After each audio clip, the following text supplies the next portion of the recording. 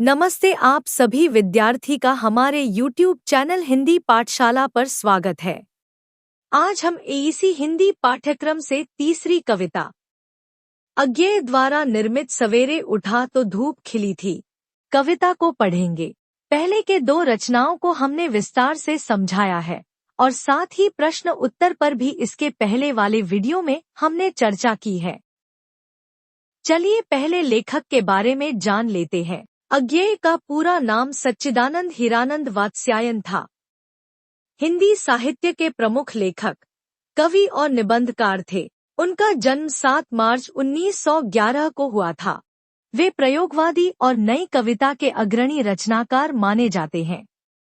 उनके प्रमुख काव्य संग्रह भग्नदूत, इत्यलम और अरि ओ करुणा प्रभामय हैं। उपन्यासों में शेखर, एक जीवनी और नदी के द्वीप प्रसिद्ध हैं। उन्होंने दिनमान पत्रिका का संपादन भी किया। 1980 में उन्हें ज्ञानपीठ पुरस्कार से सम्मानित किया गया। उनका निधन 4 अप्रैल 1987 को हुआ। हमने इस कविता को 3 भागों में बांटा है। पहले भाग में प्रकृति से छोटी छोटी चीजों को कवि द्वारा उधार मांगने का सुंदर चित्रण किया गया है। दूसरे भाग में वह प्रकृति से प्रेरणा लेकर जीवन को सुंदर, मधुर, आनंदित और विस्तृत बनाना चाहते हैं। और अंतिम भाग में कवि गहरे आध्यात्मिक और भावनात्मक सवालों से जूझ रहे हैं। चलिए हर एक भाग को विस्तार से देखते हैं। पहला भाग। सवेरे उठा तो धूप खिलकर छा गई थी और एक चिड़िया अभी अभी गा गई थी। मैंने धूप से कहा, मुझे थोड़ी गरमाई दोगी उधार। चिड़िया से कहा, थोड़ी मिठास उधार दोगी। मैंने घास की पत्ती से पूछा, तनिक हरियाली दोगी। तिनके की नोक भर। शंख पुष्पी से पूछा, उजास दोगी। किरण की ओक भर। मैंने हवा से मांगा, थोड़ा खुलापन, बस एक प्रश्वास। लहर से एक रोम की सिहन भर उल्लास।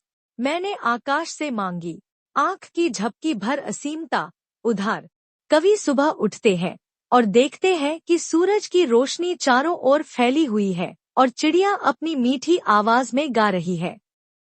यह दृश्य जीवन की ऊर्जा और प्रकृति की ताजगी को दर्शाता है। कवि अलग अलग प्राकृतिक तत्वों से उनकी विशेषताएं उधार मांगते हैं। वह धूप से गरमाई मांगते हैं, जो जीवन में उत्साह और ऊर्जा पाने के लिए है। चिड़िया से मिठास मांगते हैं, जो कोमलता और मधुरता पाने के लिए है। घास की पत्ती से हरियाली मांगते हैं, जो ताजगी और नवजीवन के लिए है। शंख पुष्पी से उजास मांगते हैं, जो आशा और रोशनी के लिए है। हवा से खुलापन मांगते हैं, जो स्वतंत्रता और ताजगी के लिए है। लहर से उल्लास मांगते हैं, जो जीवन में स्पंदन और रोमांच के लिए है। और अंत में कवि आकाश से असीमता मांगते हैं, जो सोच और दृष्टि को व्यापक बनाने के लिए है। कवि का यह प्रतीकात्मक अनुरोध जीवन के विभिन्न पहलुओं की ओर संकेत करते हैं। इस भाग के कठिन शब्दार्थ। चलिए अब दूसरे भाग को देखें। सबसे उधार मांगा, सपने दिया, यो मैं जिया और जीता हूँ, क्योंकि यही सब तो है जीवन। गरमाई, मिठास, हरियाली, उजाला, गंधवाही मुक्त खुलापन, लोच, उल्लास, लहरिल प्रवाह और बोध भव्य निर्व्यास निस्सीम का, ये सब उधार पाए हुए द्रव्य। रात के अकेले अंधकार में सपने से जागा, जिसमें एक अनदेखे अरूप ने पुकार कर मुझसे पूछा था, क्यों जी, तुम्हारे इस जीवन के इतने विविध अनुभव हैं, इतने तुम धनी हो, तो मुझे थोड़ा प्यार दोगे उधार, जिसे मैं 100 गुने सूद के साथ लौटाऊंगा, और वह भी 100 बार गिन के, जब जब मैं आऊंगा। कवि कहते हैं कि उन्होंने जीवन के लिए हर चीज प्रकृति से उधार ली।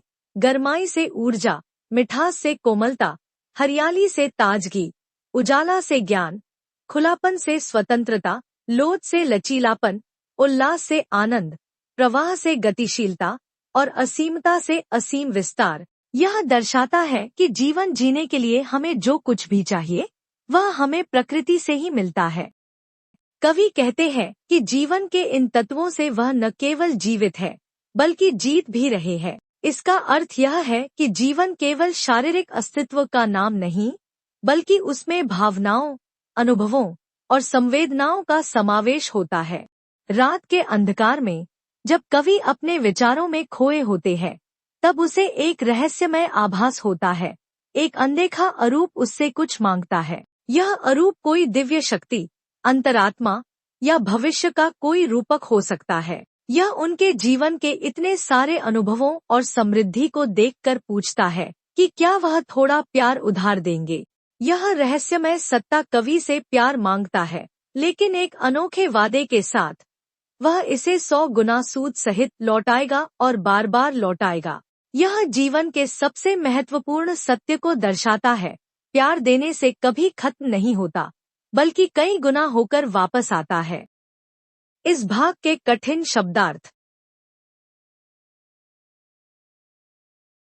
अंतिम भाग। मैंने कहा, प्यार उधार। स्वर अचकचाया था, क्योंकि मेरे अनुभव से परे था ऐसा व्यवहार। उस अनदेखे अरूप ने कहा, हाँ, क्योंकि ये ही सब चीजें तो प्यार हैं।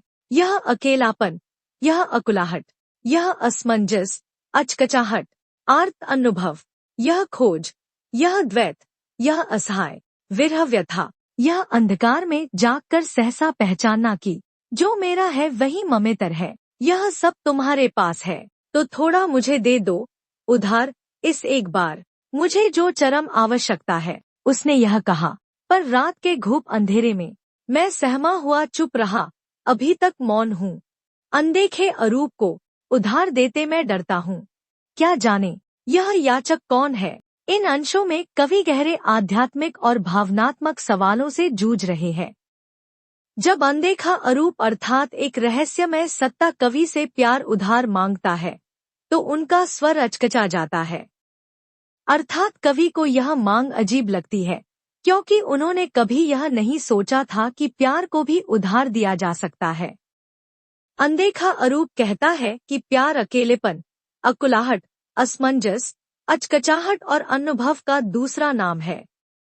यह परिभाषा परंपरागत प्रेम की तुलना में अधिक गहरी और जटिल है। यहाँ प्यार केवल एक मधुर भावना नहीं, बल्कि विरह, असहायता और खोज की पीड़ा भी है। यह हमें याद दिलाता है कि प्यार केवल प्रसन्नता नहीं, बल्कि इंतजार, पीड़ा और आत्मसंघर्ष का भी हिस्सा है। कवि को इस बातचीत के दौरान यह एहसास होता है कि जो मेरा है वही ममेतर है, यानी जो सबसे अपना लगता था वही सबसे पराया हो सकता है। यह प्रेम की उस स्थिति को दर्शाता है जहाँ किसी प्रिय का दूर हो जाना हमें उसके महत्व का एहसास कराता है। अनदेखा अरूप कवि से इस प्यार को उधार मांगता है क्योंकि उसे इसकी चरम आवश्यकता है, लेकिन कवि डर जाते हैं। वह सोचता है कि यह याचक कौन है। कहीं ऐसा न हो कि वह अपना सारा प्रेम दे दे और फिर खाली रह जाए। कवि इस दुविधा में है कि क्या वह अपना प्रेम किसी अनदेखे अरूप को दे सकते हैं, या वह अपने भीतर इस प्रेम को संजोकर रखना चाहते हैं। कुल मिलाकर यह कविता प्रेम और अस्तित्व के द्वंद्व को बहुत संवेदनशीलता और गहराई से दर्शाती है। अंतिम भाग के कठिन शब्दार्थ। यह वीडियो यहाँ समाप्त होती है। हम आशा करते हैं कि यह वीडियो आपको पसंद आई होगी। तो कृपया वीडियो को लाइक करें और इस पाठ्यक्रम की अंतिम कविता के साथ साथ महत्वपूर्ण प्रश्न जल्द उपलब्ध होगी।